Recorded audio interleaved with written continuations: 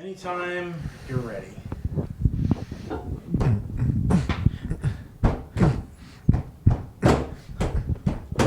After the gig, I'm gonna take a swig of my favorite tea. Yeah. This podcast is just Jesse and me. Yeah. That was pretty old Word school. That was cool. That was awesome. It's been a while. Short and sweet. It's been a while. I'm rusty. How long has it been? Since we did a podcast, or since, Since we did a podcast. I don't know. It's been a long time. I just, it's like I pull up at these my podcast app and I see you're out there podcasting with other people, and it's infuriating. It's infuriating. Honestly. I bet it must be. It is. I'm like, this is... It's like, wow, all these shitty people keep coming on the show. Dude, and it's then, like, you listen to these guys like, oh, well, I think songwriting is really important. I'm like, I'm Scott Terry from Red, White, and Blue. And I like to write songs when I drive in the car. Man, I've been playing phone tag with Scotto recently. Really? Mm-hmm. I haven't talked to him in a little while. Isn't that the worst? Yeah. He is, I mean, you know how close he and I are. Right. It is really hard to get him on the phone. It is really hard to get him to like call you back. Yeah. But then once you're on the phone, it's like Scotto and I will no shit talk for 4 hours. No problem. Do you ever feel, I'm projecting, but do you ever feel when you can't get somebody on the phone or you keep playing phone tag, you think that person hates you for some random reason? Who are you talking to? Even when they're on the phone, I just assume that they hate me. Of What, course. is everything okay? Dude, so my buddy Hunter, who I've known my entire life, I had not been able to get in contact with him for the longest time. And I seriously was just like, the last time I really talked to him, his dad died like a little bit ago, and we were in Jersey. And I was just like, the whole time he's not calling me back, I'm just like, did I do something at the funeral? Was I drunk? Did I do something? I am the worst when it comes to that stuff. Yeah. Because I think I always did something wrong. Mm-hmm. Like my cousin's my accountant.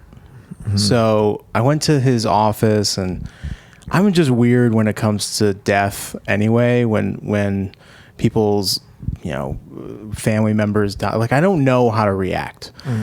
I try to do the right thing, but it's just such a weird thing. I always just do nothing. I'm so sorry, and then I never talk to them. I didn't like him anyway. Why did I say that? No, I just don't. I just wait until they're ready to come back to our friendship. Because there's been some people that you say sorry, and then I never talk to them again. Yeah. And it's not, it's their fault. Of course. I don't know. I have actually the same thing going on with a friend of mine who I'm not gonna. I told you it was Scott. The same thing's happening with me and Dan right now. Dan Mills? Yeah. I love that guy. Me too. But he's acting like a real asshole right now. Like a real asshole. I've been trying to catch up with him and get a hold of him for months. Yeah. Months. Yeah. He had a second kid. He's like a director of all things like artistic at Wistia. Wistia is a video company that tracks analytics and stuff like that, but they have he used to make beats and music, and then it turned to videos and then advertising and stuff like that. It's like a big deal. He's a pretty high up in this, what was a startup, and it's a pretty sweet company. But every time I talk to, or like we talk to each other, it's like 2 seconds. He asks me a question, and it's like, oh, all right. See you later, and then I don't hear from him forever. It's tough. I mean, especially with you people who have kids and stuff like that. I know, but I feel like I did something wrong. Well, I know. Like, what did I do? I understand that feeling all too well. Yeah. I think that's like the one thing that I'm actually good at, because I burn a lot of calories reaching out to people. Like if you ask, even like Scott Mulvihill and my buddy Kyle, who plays bass in who's the lady that just took Ellen's spot? Someone took Ellen's spot. It happened. Yeah. Ellen, the talk show host. Yeah. I didn't realize that she'd already been replaced. Who's the American Idol winner? American Idol winner. Oh, Kelly Clarkson.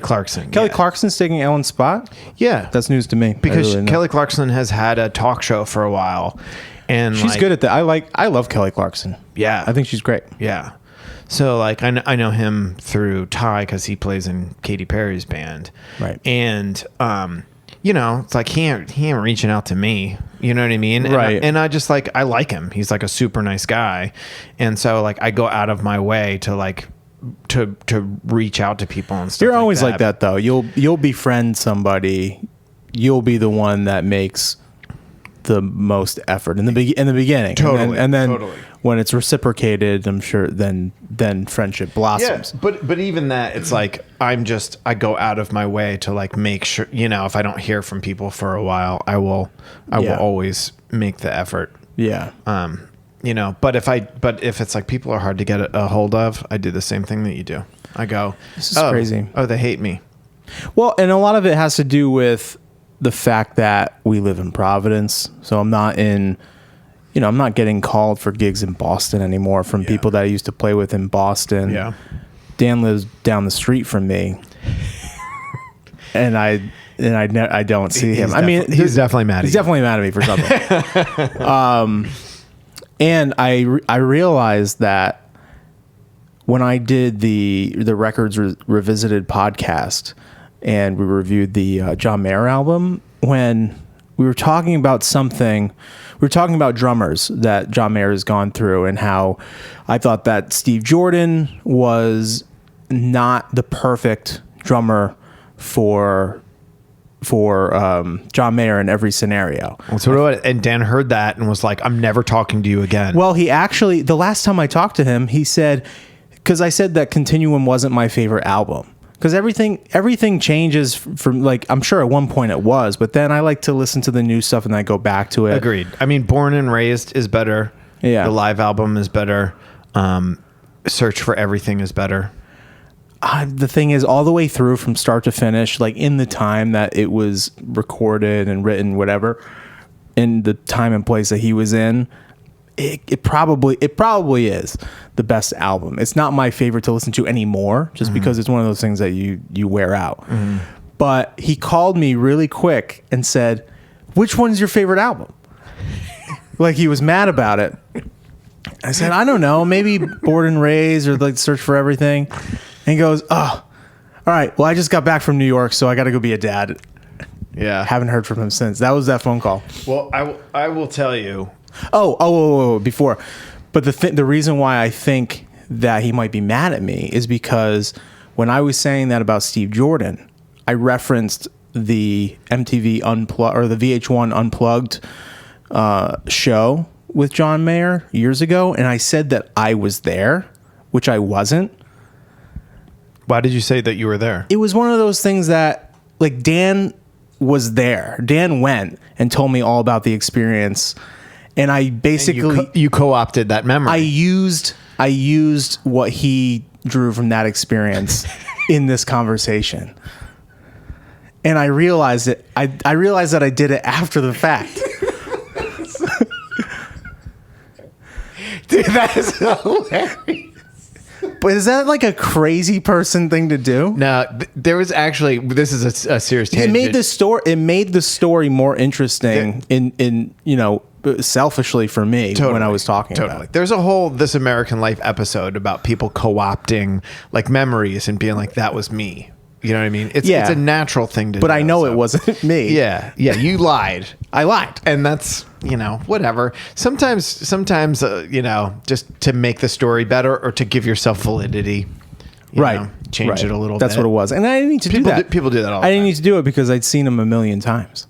I'd seen him live, like in really cool scenario. Maybe not as cool as that. Maybe I thought, oh, this would be cool if they think that I saw him at MTV Unplugged, which I fucking didn't. I watched it on TV.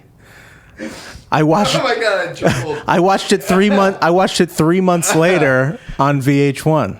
That's amazing. That's amazing. Yeah, but it doesn't feel good. It might be No. amazing, but it doesn't feel good. It's really funny. It's really funny though that you did that. Yeah. Well, at least I can come clean now. You know, I was thinking about this.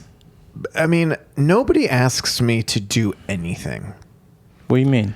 Someone asked you to like be on their podcast, and people ask you to like, you know, play music with them and stuff like that. Nobody asked me to do anything. That's not true, because this podcast they want us to do a co guest. Kane. They want us to do cocaine. Can do. We want you to rate this cocaine from 1 to 11. Can do. What's your favorite cocaine? No, it's a thing. So I think either you should go on it on your own and do it. Wait. Or we can do a double. Who does that? Who said that?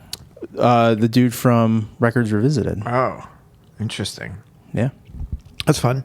It'd be great. Nobody asked me. You know. But I was thinking about that. I was like, man, I was just like, all I ever wanted to like do was be busy, you know, like make a good living and be busy, you know. And there was a time, like when I lived in Seattle, I was very busy, but it was all like everything of my own making, you know. I was just like, well, nobody's asking me to do shit. So Well, that's all everyone's stuff is. It's all of their own making. Like I don't know. I wouldn't do those things if I didn't like ask to do them. You know, the only reason why I was originally on that podcast was because I had a podcast, and Ben is a big fan of Carbon Leaf. He did in Orlando the VIP thing where he hung out on the bus. And then he was like, "Oh, you should do it." And the whole reason, you know, the reason why he would have me on, who is like a pretty lesser known person in the band, would be to eventually get you guys, get Barry, get Terry. He got Terry. When you say you guys, let's be honest. Barry and Terry. Barry, Terry Carter. Yeah. But then I referred him to Kellogg, and then Kellogg referred him to a bunch of people. So there's this thing that Ben posts called the Jesse Humphrey referral trail, and it's like That's funny. it's like 30 people or something. But I don't know. Like the only reason why I do anything is because I fucking just bug people. Yeah. That's it. No. I need to start bugging you about playing guitar on my song. I want to get that over with. I can show you the tracks loaded up on this computer. Cool. I can't play guitar in my apartment when there's a baby in there. Yeah. And But it's you been- do, like, once a week you play guitar and sing. I haven't done it in a while. Really? Yeah. I'm not here to place blame. Listen, it sounds like this is a dressing down. I need to get Barry to Sick of it. sing on the tune too. I just want to finish it. It's like this song has been like in my brain and on like I played everything and sang everything on it, and it's been sitting there for I mean 2 years at this point. It's just like I just want this to get done. Yeah, So just we'll have to do it at I some understand. point. I understand. I had some experiences with some online dating, Jesse. Online dating. Dude, What's that? I went on an online dating app, the Bumble one. Bumble's the one where they have to contact you, right? So you go on yeah. and you will be like, I like you, I don't like you, I like you, I don't like you. And if you go, I like you, and they also go, I like you, then it's like, boom, you have a match. Now, then you have to sit and wait, Bumble specifically, you have to sit and wait for them to reach out to you. Mm-hmm. The whole thing is a total shit show. I mean, it's like, it's so crazy. I don't know if my ego could handle that. It is. Could handle just not getting replied to. It's you. Ever. I got ghosted so much, like it in the way that you're just like, why? And especially like when you start and you're not used to it, it's just like you're sitting there like, why? You know what I mean? They would talk to you, and then just go away. Either that, or you'd match, and then they would never reach out to you and be like, well, why did you play with my heart like that? But so it was like very few like actually work out where you go out on like dates with people and stuff like that. And even then, even fewer like are, that fun or anything like that. Well, you're very selective when it comes to these things. I mean, I watch you scroll through, and what's the one where you accept them? Is it swipe right or left? Right. I think. Right is yes. Let's talk or whatever. So you would very rarely swipe right. True. And I'll tell you why, because which I think is admirable. Like a while ago, you have to get to the point, or at least I had to get to the point where it was like, okay, I want to like this person, whatever is on this first page and like their blurb and their pictures and stuff, I have to be so excited about them to swipe right, because otherwise what you do is you swipe right. And I had a bunch of experiences where like I would be like, I guess I think this person is like kind of cute or cool or whatever, and I'd swipe right and it'd be like, you matched, and my body would be like anxiety, and like it would fill me with anxiety and be like, oh my God, I have to talk to this person now. I don't think I like this person at all. You know what I mean? And luckily they ghost on you almost all the time. It's crazy.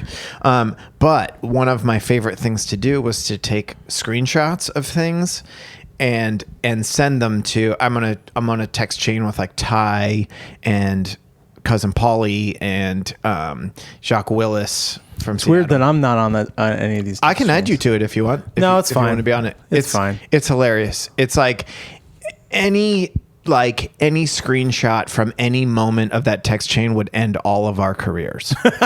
Like, no kidding. Like, I guess we're not famous enough to get canceled or whatever, but like, it's just like the whole point is to just like be just the craziest you can be. And these guys are all, lifetime musicians. So they're all like Ty is like, I don't mean to blow up his spot, but he's like a total derelict, and so am I.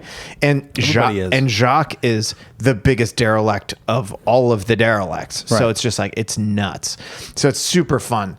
So I most of these I can't read on the podcast just because it's like, it's super weird. There's a whole lane of younger people that are just like, that just want you to send them money. What? They just want you to send money. Like, what is that called? It's called something. Someone's Jimmy's at the door. home. Jimmy's home. Jimmy's home. Jimmy's home. This is going to be home. a funny scene for him. Jimmy's home. Jimmy! Jimmy's home. Jimmy's home. Jimmy's home. Just podcasting. Yeah. It's on video this time too. And your leg's glowing. Yeah, your phone's on in your pocket. Oh yeah, yes it is. Is that your leg, or are you just happy to? Oh yeah. I mean, I suppose I should probably put pants on. I want to walk by, right? Yeah, it's fine. I think it's called sugar daddying or something like that. That is what it's called.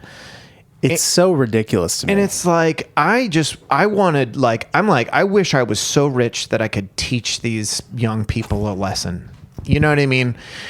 Just like give them a steady stream of revenue for like 3 weeks and then just take it away. And then just bye. Be like, that's right.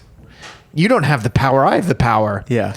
And then your rich buddy that you make, someone familiar, is hanging out with him, and you're like, no. I just taught her a lesson. Stop that. Stop doing that. There's a lesson to be taught here. It's just the most bizarre thing. And people, it's just like, you'll be like, this person's very attractive, and you'll swipe right and you'll match. You're like, oh my God, I can't wait to go on a date with this person. And then they're like, okay, so this is the deal. Like, you can buy the boyfriend package where it's, you pay me, whatever, $120, and these are the services you get. And you're like, what? I think way too much of myself for that type of shit. What's that? It's prostitution. It is. Right? Yeah. Oh, absolutely. But it's just, or is it just to hang out? Well, Or I guess it depends on your how much you level. pay. Yeah, it's just crazy. I never got that far. Yikes. Because I'm poor. And that's the only reason. Yeah.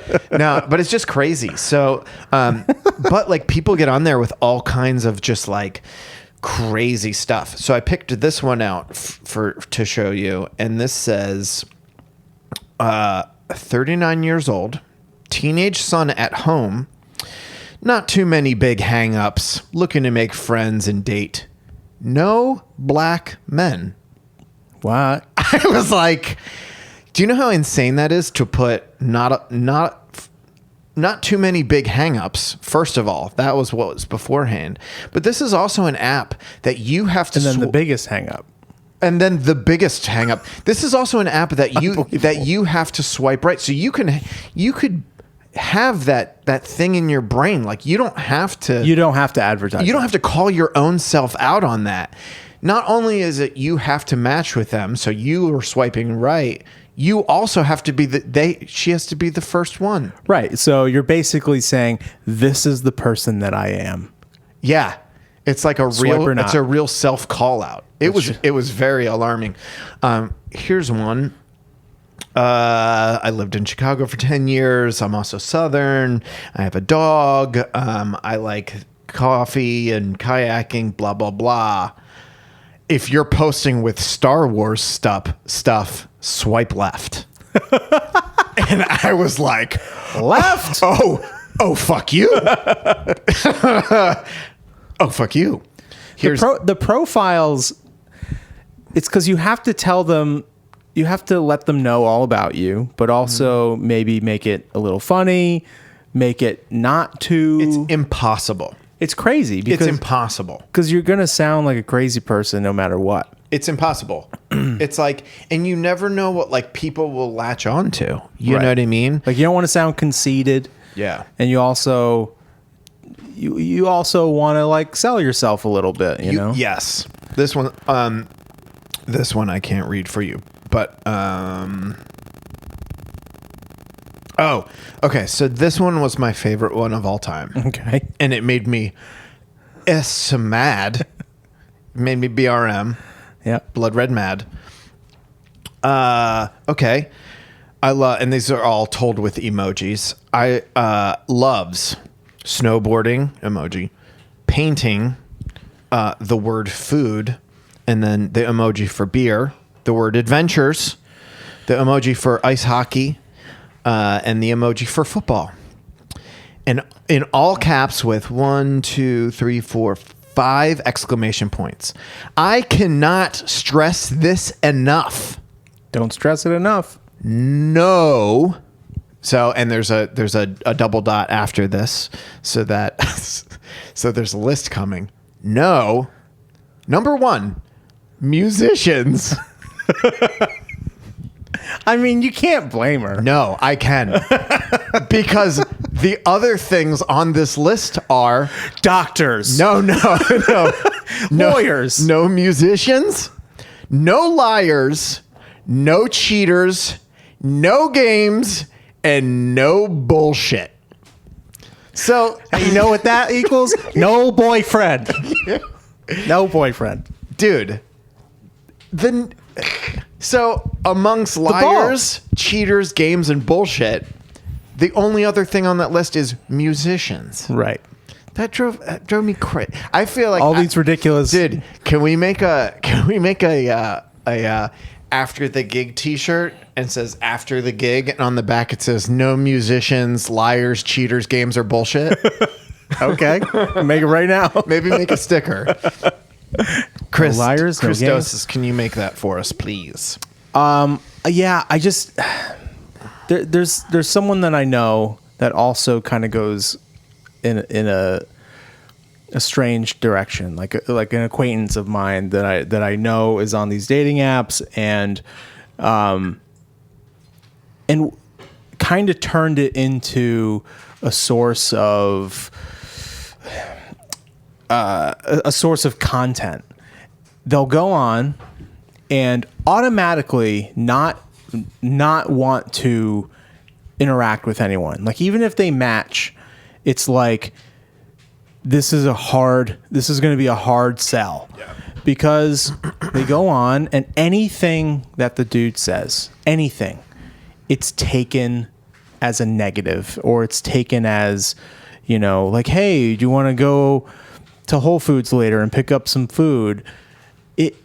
This person will reply like, what makes you think that I would want to do that, or blah, blah, blah, blah, blah. And then we'll like take the conversation, a completely reasonable thing, call the dude a douchebag and post it all over the internet.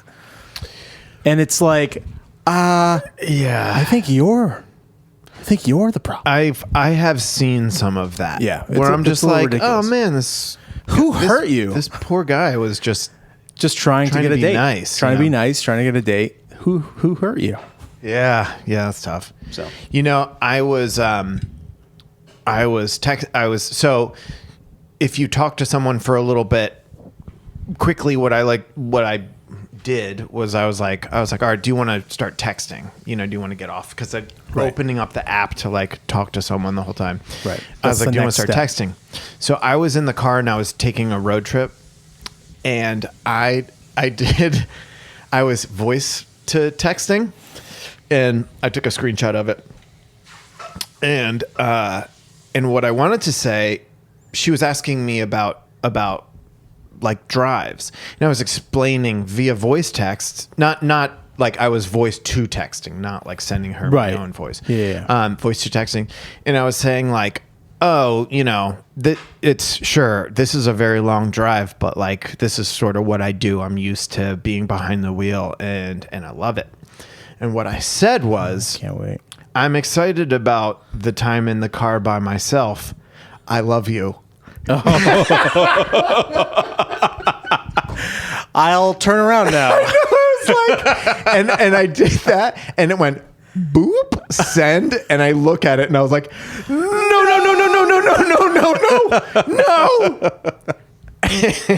And I said, and then immediately I said, holy fucking shit, autocorrect is such a jerk. Because I definitely don't love you. I know. It's like, I don't even know you. Yeah. Oh, look what this lady said. Oh, this one's just for you. Okay. That's in her profile. That's incredible. Oh, here we go. Here's one that says, feet pics for money. Feet pics for money. Feet pics for money. All right. So I don't know if I was lucky or unlucky, but I've never been on a dating app. Yeah. Like, I feel like it's like a fun little game, because it's really fun. It's so normal now. If the price weren't your emotions, you know what I mean? Right. So that's a good point. It is fun. And it's interesting, and like taking screenshots of like the crazy shit that people say and sending to your friends is like really fun. Yeah. And making connections with people. I mean, I personally like. I mean, I'm an extrovert, so I personally liked that part of it and stuff like that. But it's just like when it doesn't work out, and you're like trying to go on a date with someone that you like have decided you really like, or going on a second date with someone that you've decided you really like, and they just don't want to have anything to do with you. It's just like it really has nothing to do with you in that sense, because they don't even really know you that well. Don't know you.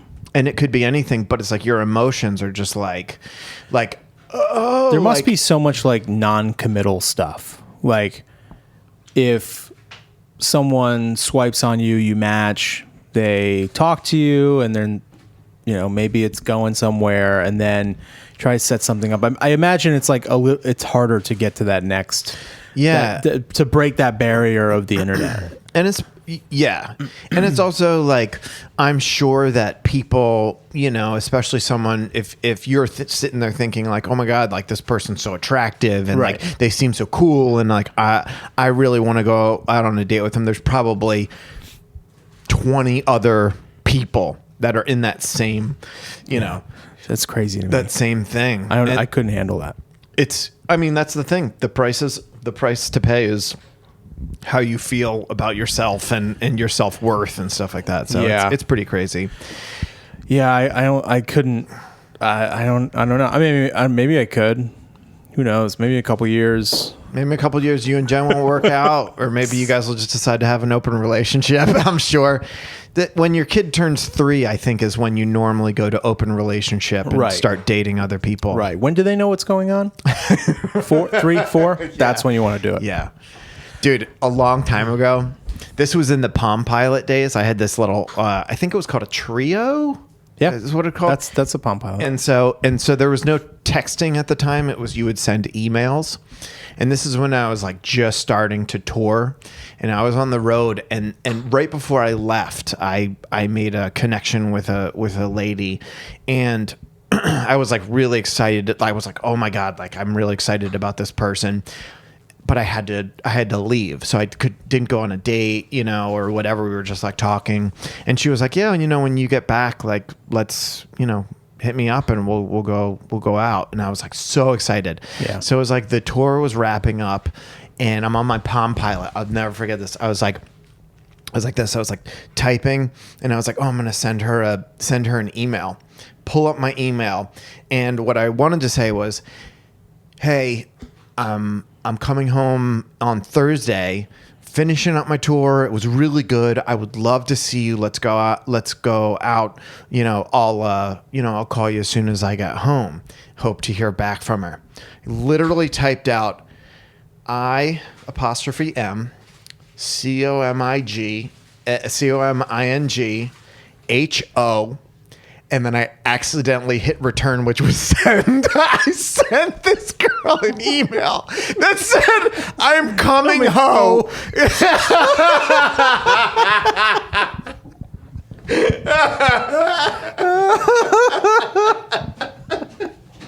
Oh my God. It was I'm coming.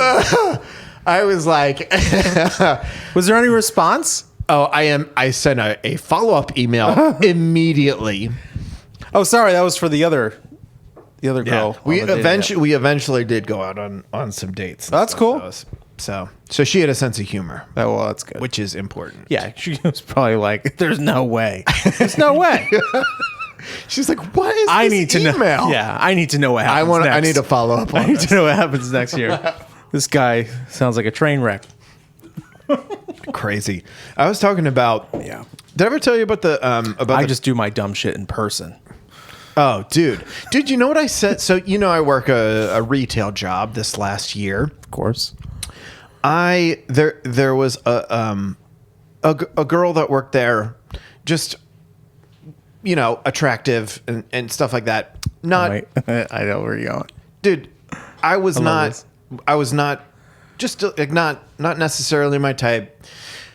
She's not interested in me. I wasn't even trying to do anything, but for whatever reason, every time I talked to her, I said something ridiculous. Like what?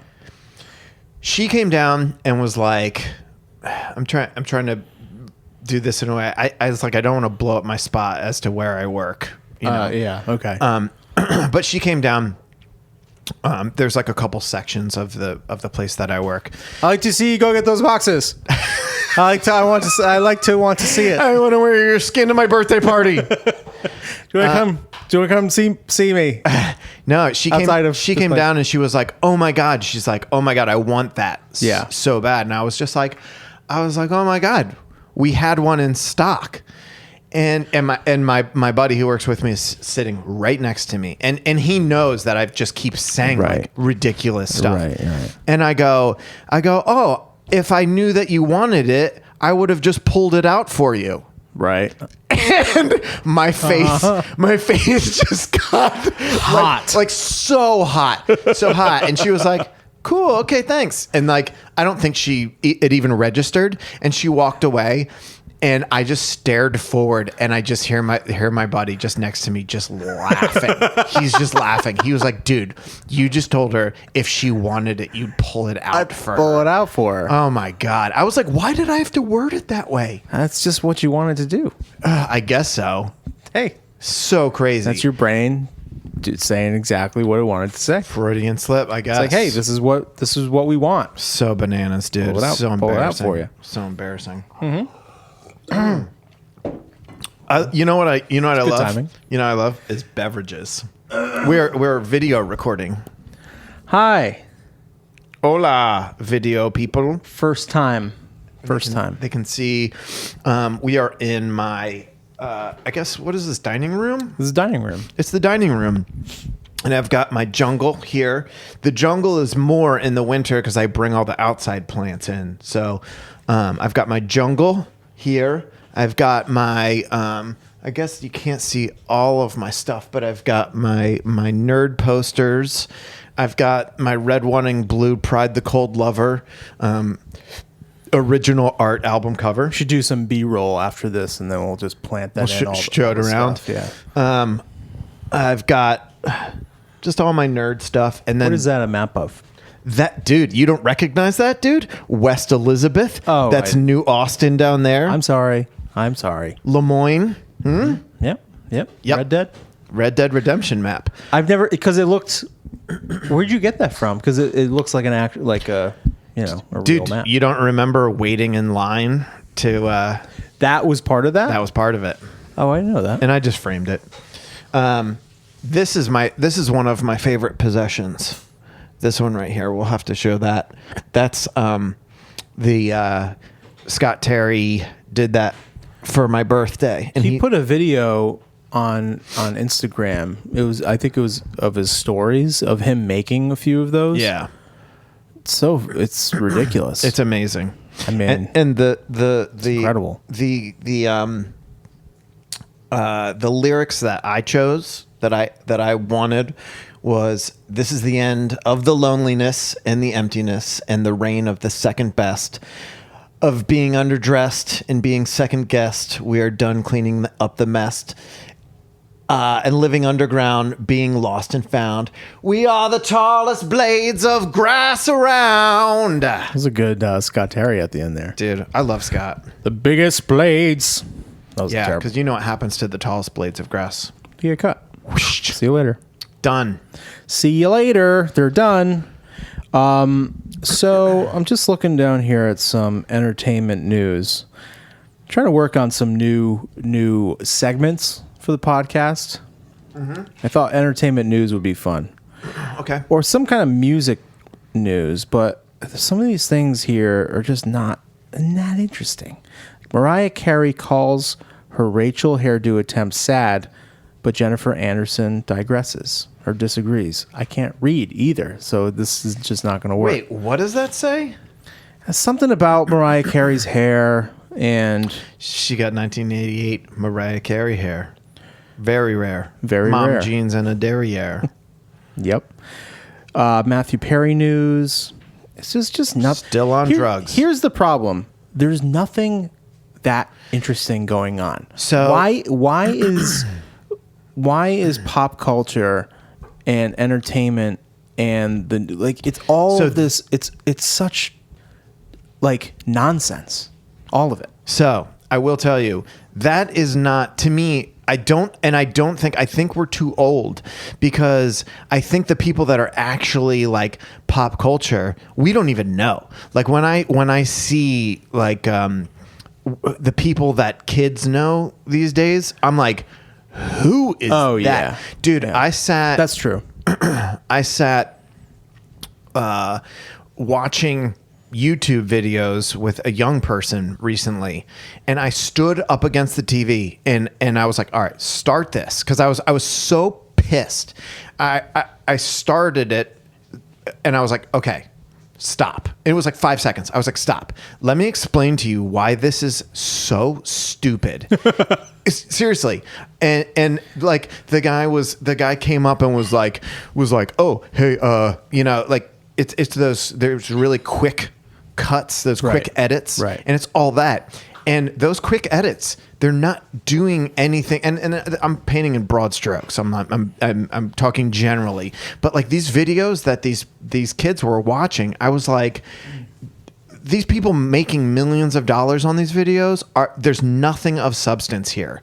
It's like someone that I work with was just like, she's like, I got 10,000 followers on TikTok or whatever. And she was like, on her lunch break, came back and she showed this thing where it's just her mouthing something that someone already had done. And the thing that someone had done was actually kind of funny. But she like, she was so, she's a nice person. I don't mean to talk shit. She'll never hear this, but she was like, I had to do it. I had to make this video. And her making a video was just her lip syncing this little routine that someone had already done. And I was like, what? This is what is substance now. Yeah. Because they like TikTok in general, there are some cool things that you can do with other people's videos. Like you can duet things. Say if someone's singing a song, you can add guitar to it, or if someone's playing guitar, you can sing the song and duet it and be in the video together. And that's how it like creates this chain.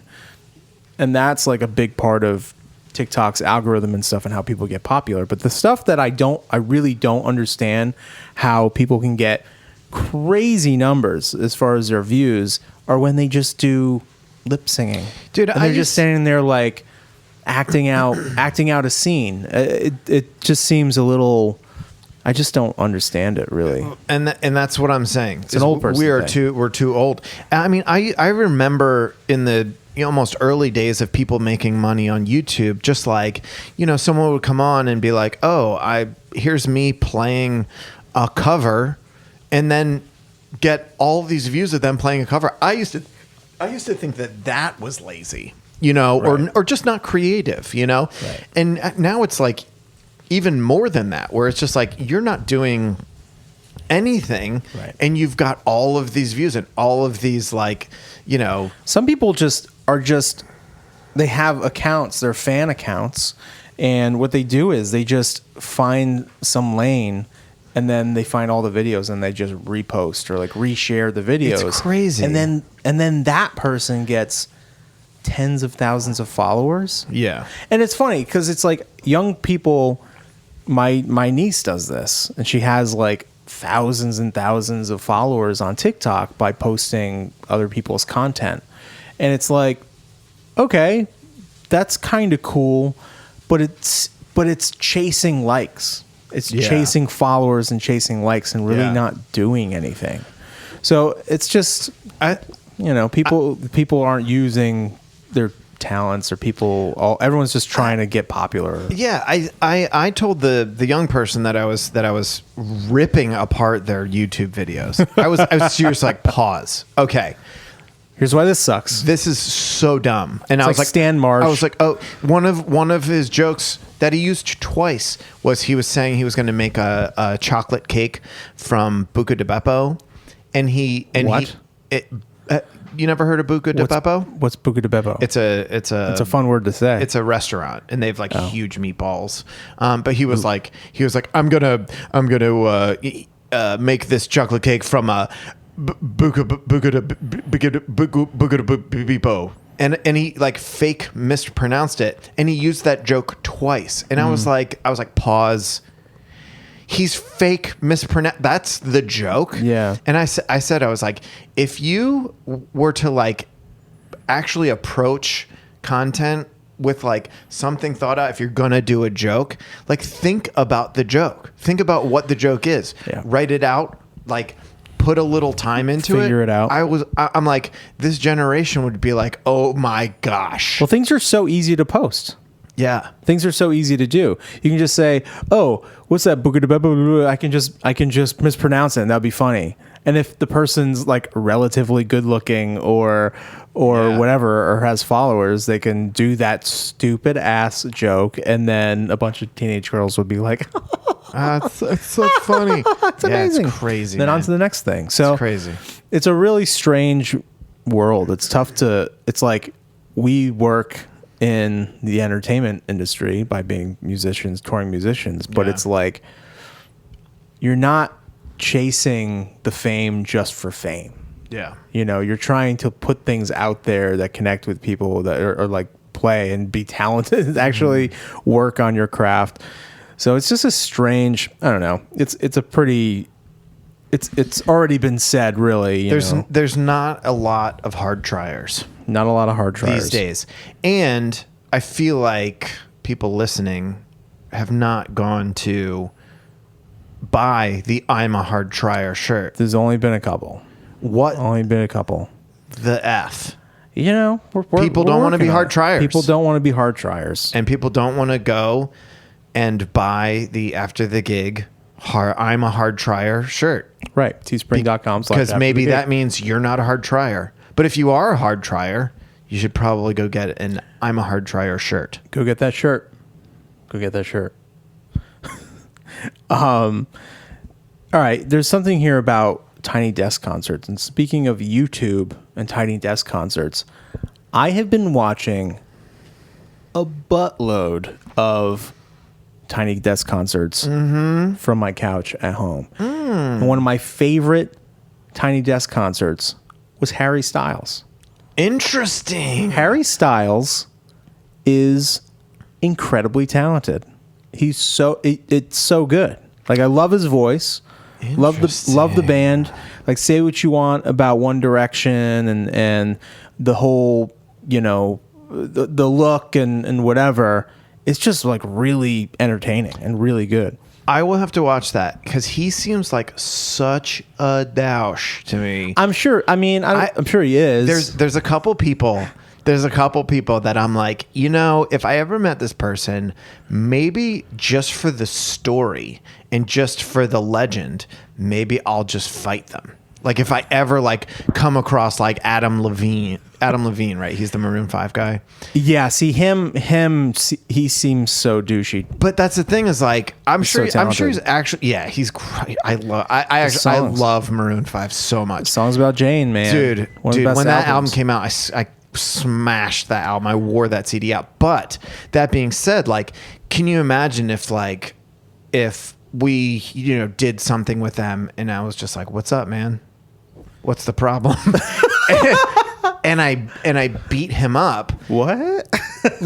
Just for the story, that would be a legendary story. And I feel like Harry Styles is also super douche. He could be that guy. I feel like he would make it easy for me. You know what I mean? I've ran across a couple people in my day where I'm like, oh, you are a super shitty person and you're being a total dick to me. Yeah. You know what I mean? Yeah. And I feel like Harry Styles would be one of those people. I think you need to watch a little bit more because I feel like I have a good sense of those kinds of people, like really douchey people or like really condescending people or, just people that you just don't want to be friends with. Yeah. And I don't know. I think he's cool. I don't know. I think he might get a pass. He might be. You should definitely watch it because the band that he has is. I will is reassess. sick. I will It's pretty reassess. sick. All right, I'm just gonna scroll right past the Demi Lovato stuff. I almost the person that I came closest to seriously handing out a serious ass whipping to was the guitar player for the band Barley Juice.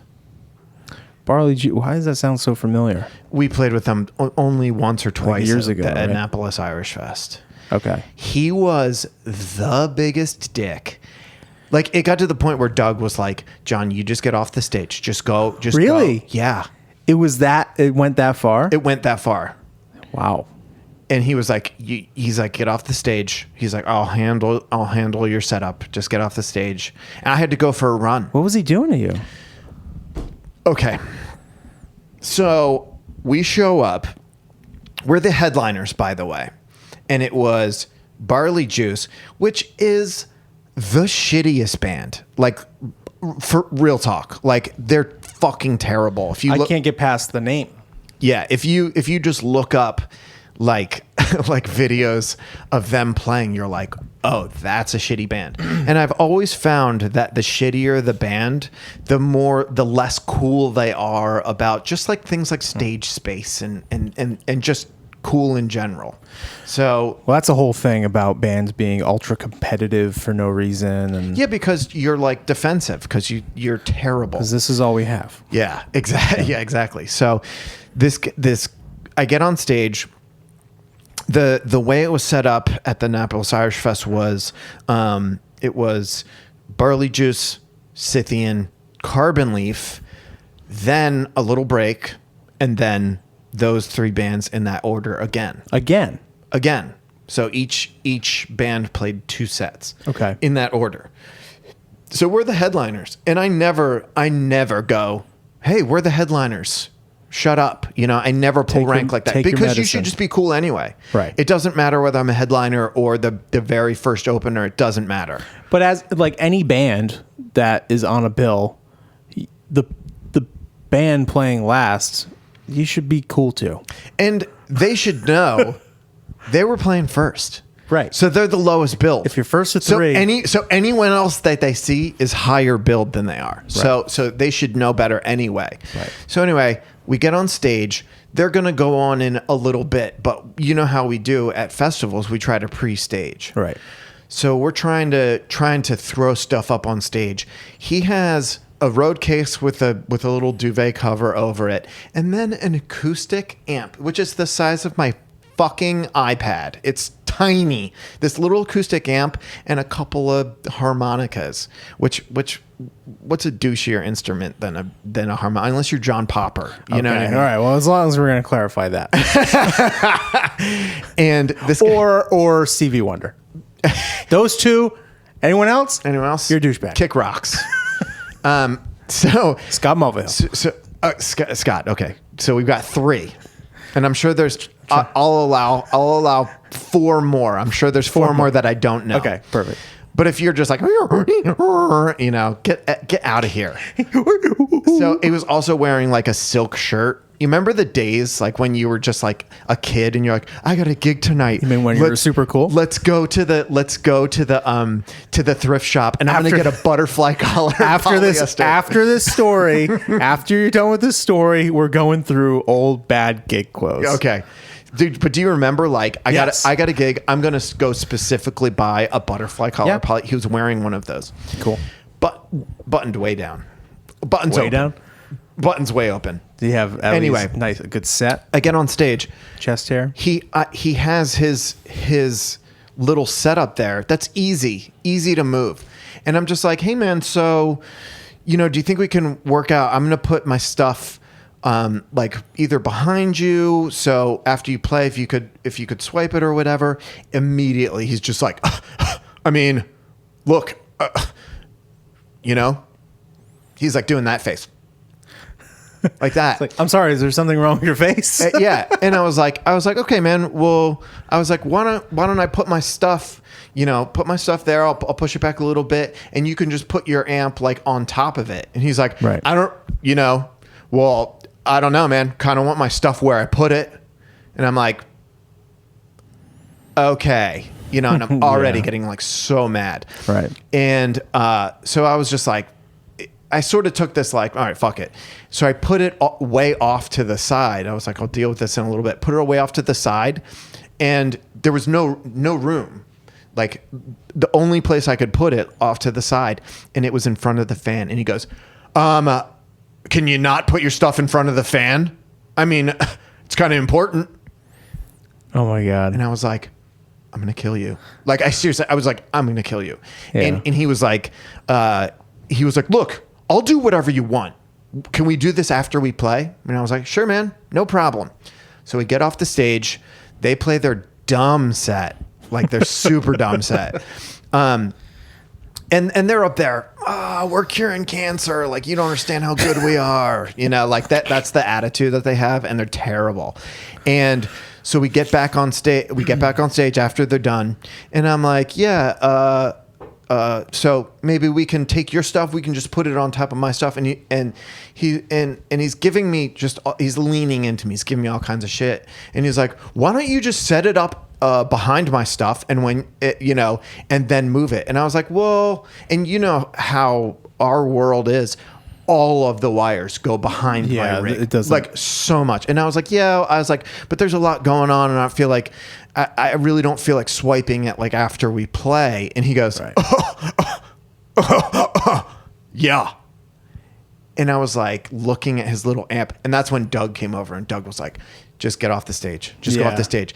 And so I'm like pacing like on the side. I'm so mad. I have done everything I could to be nice and to be cool with this guy. Yeah. But it is in his DNA to be a douchebag. Yeah, totally. And so I'm just like sitting there like pacing on the side of the stage, and Doug's like, I will handle this. And so he never like I had to put my amp like way like in a weird spot just because of this guy. And so I'm like waiting for him to get off the stage. And I'm like, I'm already, you know, when you're like already like, you're already like, I'm going to make this guy say something douchey so that I can hit him or what. Or I was in that spot. Yep. So Doug was like, why don't we go for a run? Like, why don't we go for a run? Wow. And then that's a good sound guy right there. Yeah. Doug was a very good handler. And so anyway, by the time story would have been better if you beat him up, but so the next time we played with them. So we've played with them 2 other times before that. Are they still together as a band? I don't. I mean, they're so good. Fuck. They're so good. I have no idea. They've played with us 2 other times when we played at Annapolis Irish Fest, when we did that Gaelic Storm, when it was Carbon Leaf and Gaelic Storm playing at the same time. Oh, I was there when Barley Juice played? You were there, yes, because I was telling the story I remember you telling the story before, but I didn't put 2 and 2 together that they were actually there that day. I was telling this story. It was when our studio flooded. It was that show. And so I was telling the story because I was like, oh, Barley Juice is going to be here later, like playing on the stage. And I was telling the story to everyone, to Gaelic Storm guys, but also like all the stage crew guys. And like, Barley Juice came and was like, you know, they're kind of douchey, crappy band selves. Yeah. And they played, and then like there was like no hang. You know what I mean? Like they just played and everyone was See you later. Beat it. We're out of here. And it's just like us and Gaelic Storm and the Gothard sisters were all like hanging and like having fun. Playing on like, stage together. I was like, bye-bye. But it was also like he had aged, like that guy had aged a lot. Yeah. Like he went from like dark hair to gray hair and gray beard and stuff like that. And I was just like, what am I going to beat the shit out of this old man? You know what I mean? I was like, it's kind of crazy at this point. Yeah, I know. I guess I'm gonna have to. I guess so. Yeah, one good leg kick is all I want. Just like sweep the leg, Danny, or just like one liver kick. Just fold him in half. Yeah, make him throw up. But that was the most mad I've ever been at, like, because like, you know, it's like I don't normally get mad at stuff, and that guy made me so mad to the point where I'm still like mad at him. Yeah, I mean, I don't remember if I've like wanted to strike somebody at a show. I remember doing Battle of the Bands. Didn't you elbow someone in the face at one of your shows? Elbow someone in the face recently? Yes. Oh my God, I can't believe I forgot this. I didn't. It was at the bar that I used to play at, and this guy kept on coming up behind me, and I fucking cracked him right in the jaw. Yeah. It was pretty awesome. And then I've also hit people with sticks. I've thrown sticks at people. That's I love that. It's like stuff that happens all the time that you just forget about. But what else? What was I going to say? I had one. But, oh, yeah, there was a bunch of Battle of the Bands things that used to happen at our high school. And it was the thing that you can't be at this level, like douchey or just mean to other bands or mean to other artists or like vibe people out or whatever. It was only that. It was only that in high school. Yeah. So you would get up on stage, everyone would be judging your gear, everybody would be judging your playing, judging your songs, like, you know, looking, giving people the side eye, vibing people out. It was just like such a, it was a really competitive environment. Sure. A really, really competitive environment. So, I mean, I don't know. I've almost like hit band mates before. Yeah. You know, arguments in the back and things like that. It's super weird. You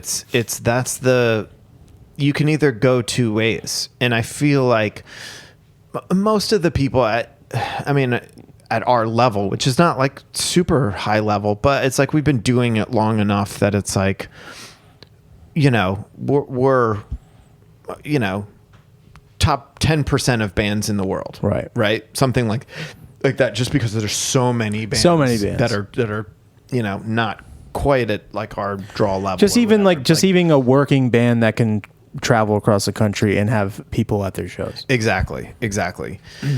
There's at this level, generally, I find that people are cool. And even people that are like, you know, we don't open for a lot of people, but like I remember doing some tours with like, you know, Toad the Wet Sprocket, and like those guys were so cool. Like all of them, every single one of those dudes. Like the drummer went up to Jason, was like, man, I just, you know, do you think that you could give me like lessons or something like that? Like, who is secure enough in their playing to go to the opener and be like, hey, you think you could give me some lessons? Like, I mean, it's just, it blows my mind. Like that level of person is generally like super cool. I find that it's like when the people feel like they have to overcompensate, you know, and go the other way with it, you know, is when they start to, you know, puff the chest out a little bit. Right. I always feel like that, you know, I would definitely do something like Dean and I talk about drum stuff all the time. Like when I see him do something, like, can you show me like what you're doing there, or, you know, vice versa, just to like kind of, because everyone experience like comes up in a different way and has a different experience. Like I had a lot of like marching band background when I started, so I had a lot of rudimentary stuff. So I was never really into finding different parts of the kit or using different like shaker, like odd things to make sounds and rhythms. So it's an interesting thing how different people come up in a different way, and that's really cool when other bands can, like, I love that you and Scott, you know, like he'll play something, you'll learn it, and you guys will play together, and it's just a cool vibe. It's always nice when there's people around like that are open. Like I've had when I talked to Liz Longley, or when I talked to when I had Nick Howard on the show, I was always like, you know, I don't write with a lot. My writing is mainly for me, and I want to branch out a bit more, but I'm like afraid to do it because I'm super self-conscious about it. And they were like, just send me whatever. Don't, like, you should hear the bullshit that I send to people, you know? And it's like, you know, you forget that everybody's human, you know? It's not, we put people up on a pedestal so much. Yeah. What was I going to say? I don't remember. I'm remembering. I'm trying not to forget to. Well, first of all, I completely blocked that gig out where I elbowed that guy in the face. When you said that, I was like, I did what? And then now it's all coming back to me. I was in Portobello's in Brighton Center. Guy with a huge Irish guy with tattoos came up behind me. I was playing with Chris Brown, who was on the show, and it was like, imagine a huge person with tattoos just hovering over your back. Yeah. When you're on like a stage. Do you ever see the gross? You ever see when Guitar Shorty punched that girl on stage? No. Dude, I'm sure there's a lawsuit, and I'm sure that it was you know, I can't find it anymore. You can't find it? Nope, can't find it anymore. But this girl, drunk white girl, gets on stage, which is like so annoying. You know what I mean? It's Guitar like Shorty punch. You're not part of the show. But anyway, he's like taking a solo, and she gets on stage, and she's doing the like, the drunk white girl point, Oh yeah, I'm drunk. Play this song. And dude, he just turns around and just boom. Ooh. And she drops. And you shouldn't be punching people anyway. Right. You know what I mean? You never know. You sure as fuck should not be punching women. Like, and especially someone that is not doing anything. Like, I talk about like beating people up or whatever, but like I've only beat people up that like super deserved it. And Jimmy, that's it's still clean. So don't put anything in there quite yet. I have to empty the dishwasher. I did half of it. That was Sorry. a close one. I know. But I've only ever acted in self-defense and things like that. Well, the story when you threw the guy over the patio in DC, it took so much for you to get to that point. Exactly. It's like this is what has to happen. I gave him all the chances, and he charged at me, and he, all that good stuff. It's incredible that there's a video of it. That being said, getting on stage is like strikes a certain chord with me. You might get hit with a headstock. Well, dude, there was like most of me, 99.999% of me was like, I'm telling you, they scrubbed it from the internet. Yeah, it's not. 99.99999% of me was just like, that is so wrong. You do not like punch people like that. Like, there's no reason for that. But that one little But I don't think anybody's going to be doing it anymore. A little 1%. I was like, man, it's horrible. It's like when that guy punched Snooki on Jersey Shore. That she wasn't even doing. She wasn't doing anything. That was crazy. That was crazy. I watched that again over and over and over again. I loved Jersey Shore. I used to have a Jim Tam laundry sticker on my rig. Dude, I loved Jersey Shore so much. So did I. It was one of my favorite shows. So good. Me and my sister used to just. Pauly D is from Johnston, Rhode Island, which is the next town over. Dude. I still have my Pauly D shirt. It's a deep V-neck, and it has his elbow tattoo with the star on it. Yeah. It has that star. It's a deep V. I'll actually bring it on. I already packed for this tour that we're leaving for tomorrow. I'll bring it on the next tour. And I'll wear it a bunch. But I still have my Pauly D shirt. We were playing at the Shamrock Fest in JFK parking lot in DC, which was, we play for 10,000 people or whatever. It's always so much fun. And I was and he was DJing. Oh, that's awesome. And I'm wearing my Pauly D shirt because I wanted to like find him and be like, I love you so much. And I was wearing my Pauly D shirt. I'm sitting side stage, like, watching this, whatever local Irish band, and they're going dug, dug, dug, dug, and this like that like I know exactly punk Irish band, and this guy is going off like this. I was already like, I was like, oh, I don't like this guy, because he was doing the thing where he's going, we're talking real Irish music here. And I'm like, well, first of all, you're not really playing real Irish music. Right. Like, let's get real. Irish fare. You're from Maryland. You know what I mean? But he's like, this is a real Irish music. We're playing real Irish music. Pauly D doesn't belong here. And he's going off. What? And I'm sitting there wearing my Pauly D shirt on side stage. And he is going off on Pauly D being there. And I'm like, why do you care? That's crazy. He's going off on Pauly D, and I remember me sitting there and him going, cabs are here to take your ass the fuck out of here, or like something like that. And I'm wearing my Pauly D shirt, and I take my jacket, I'm like, close. Like he's going to be very upset that I'm such a huge fan. Yeah, it can just be it could go one of two ways. Either you close the jacket or you say, Pauly D. Pauly D.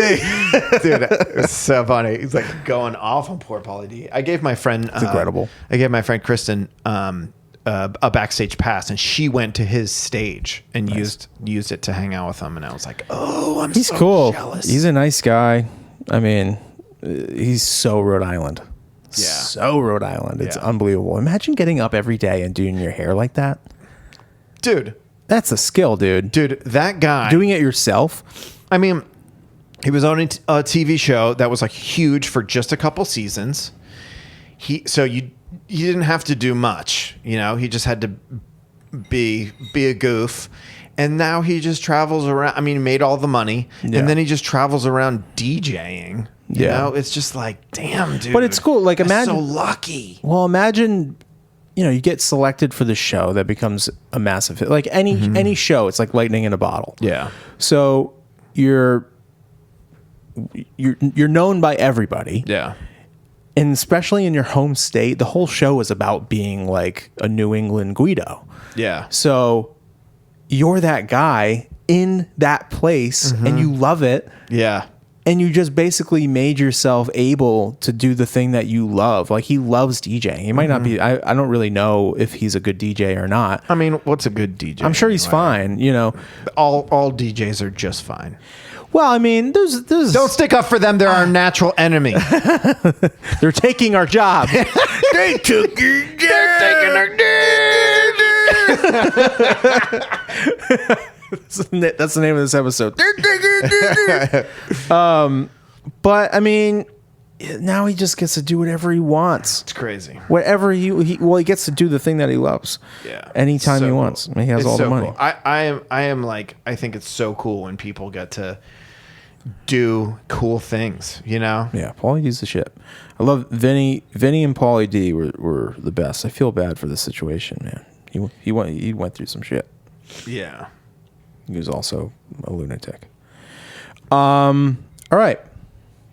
This is an hour. Yeah. We got an hour. Do you got anything else? I know you said a few weeks ago that you had a bunch of stuff, so I wanted to make sure that I can't remember half of it, and then I think I touched on the other half. We can also do another one from the road. We're going to be out here for a couple weeks. So yeah, I wanted to actually, like, I was thinking of writing into the. So I've become an enormous fan of the Josh Potter show.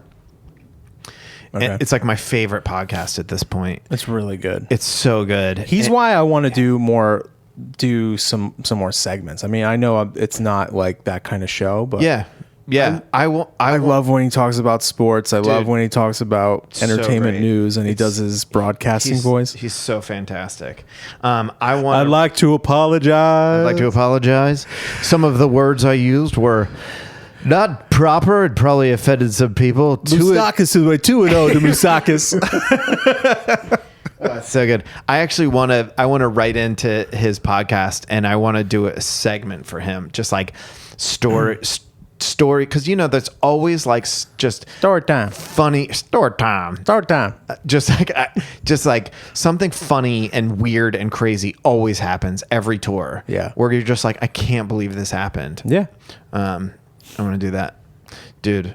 I wanted to take us out on. God, I have so many from our Motley Crue video. I have just like so many videos, outtakes. Yeah, just like ridiculous. Like I might make an outtake video. Please do that. Outtakes and bloopers are like my favorite thing to watch. I like those better than the show. Dude, you gotta see this one where we're on the bus and I'm showing you the iPad and I'm like, oh, and you're like, no. There's one where Terry coughs and I shoot him this look. Dude, I shoot him this look where it's just like, what are you doing? Like, it's so funny. So maybe I'll make a little blooper video. But mostly me going, that was pretty good.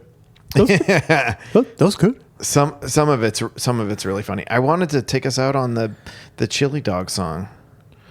All right. But I can't find it. Hold on, I can get it. Is it on YouTube? It's got to be. I don't know. It's got to be on YouTube. We got to let people know. Well, so what's the backstory behind the Chili Dog song? Where does it come from? It was just a guy on TikTok, and he was just like, I found it. He was just like, dude, And that line, sucking on a chili dog, is just like such an alarming line. So This is going to screw up my algorithm. So this guy, I got it. Oh, good. So this guy makes this video of, he takes all Jack and Diane, the entire song, and he changes all the words to sucking on a chili dog. Sucking on a chili dog. Sucking on a chili dog. Oh shit, wrong button. Chili dog. Sucking on a chili dog. Sucking on a chili dog. Sucking on a chili dog. Sucking on a chili dog. Sucking on a chili dog. Sucking on a chili dog. Oh, yeah. Chili dog. Sucking on a chili dog. Sucking on a dog. Sucking on a chili dog. Chili. Sucking on a chili dog. Sucking on a dog. Sucking on a chili dog. Sucking on. So He says sucking on a dog. During this break, he looks at his teleprompter and it just all says sucking on chili dog. Sucking on chili dog. Sucking on a dog. Sucking on a chili dog. Sucking on chili. Sucking on a dog. Sucking on. Sucking on a dog. I love the internet. It's Oh, amazing. the internet's the best. All right, let's wrap it. All right, wrap it up. I love you. Love you too. Later. See ya.